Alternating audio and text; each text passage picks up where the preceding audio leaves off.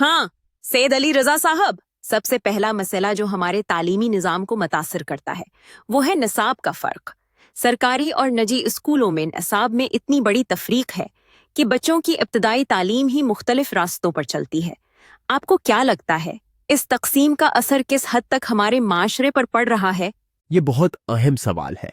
जब बच्चों का निसाब मुख्तलिफ हो तो उनमें माशरती तकसीम भी बढ़ती है। एक तरफ ऐसे बच्चे हैं जो दुनिया के जदीद तरीन निसाब से आरास्ता हैं, और दूसरी तरफ वो बच्चे जो सिर्फ रिवायती और महदूद निसाब तक महदूद हैं। इससे ज़हनी और फिक्री फर्क पैदा होता है जो मुस्तकबल में एक बट्टी हुई कौम का सबब बन सकता है। बिल्कुल, और उसी तरह असातिज़ा की तरबियत का भी मसला है। आपने देखा होगा कि बहुत से असातिज़ा के पास जदीद तदरीसी तरीक़े नहीं होते। असातिज़ा की महारत और तरबियत बहुत ज़रूरी है ताकि वो नई नस्ल को बेहतर तरीके से पढ़ा सकें। असातिज़ा की तरबियत के बारे में आपका क्या ख्याल है? आपने बहुत अहम नुक्ता उठाया। इसातिज़ा को तरबियत देने का अमल इतना ज़रूरी है जितना कि निसाब की तैयारी। अगर इसातिज़ा खुद जदीद तदरीसी तरीक़े नहीं जानते तो वो बच्चों को कैसे बेहतरीन तालीम दे सकते हैं।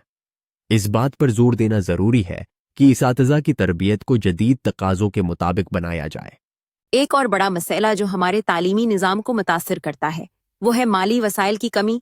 पाकिस्तान में तालीम के लिए मुख्तस बजट इतना कम है कि देही इलाकों के स्कूलों की हालत बहुत ख़राब है।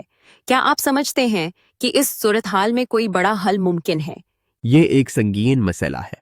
जब तक हुकूमत तालीम के बजट में इजाफा नहीं करेगी, हमें बेहतरी की तवक्को नहीं करनी चाहिए। देही इलाकों में स्कूलों की बुनियादी सहूलतें भी नहीं हैं, और अगर ये हालात बरकरार रहें तो हम तरक्की की राह पर कैसे चल सकते हैं? हमें तालीमी बजट में फौरी इजाफा करना होगा। और फिर ये भी है कि पाकिस्तान में शरह ख़वानदगी अभी तक ख़त्े के दूसरे ममालिक से कम है। ख़ास तौर पर ख़वातीन की तालीम पर बहुत कम तोजह दी जाती है। क्या आपके ख्याल में उसका हल किया हो सकता है? ये एक बहुत ही अहम पहलू है। ख़वातीन की तालीम को तरजीह देनी चाहिए, क्योंकि एक तालीम याफ्ता औरत पूरे माशरे की तरक्की में अहम किरदार अदा करती है। अगर हम ख़वातीन की तालीम पर जोर दें और उन्हें बराबर मौक़े फ़राहम करें तो हमें बहुत जल्द उसका मुसब्बत असर नज़र आएगा। एक और मसला है ज़बान का, यानी उर्दू या अंग्रेज़ी।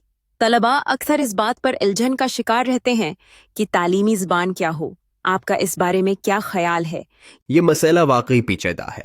उर्दू हमारे मुल्क की कौमी ज़बान है, लेकिन अंग्रेज़ी का इस्तेमाल भी बढ़ रहा है, ख़ास तौर पर जदीद साइंसी और तकनीकी तालीम में। दोनों ज़बानों का तवाज़ुन पैदा करना ज़रूरी है ताकि तलबा को दोनों ज़बानों में महारत हासिल हो सके। आपने बहुत अहम निकात उठाए हैं।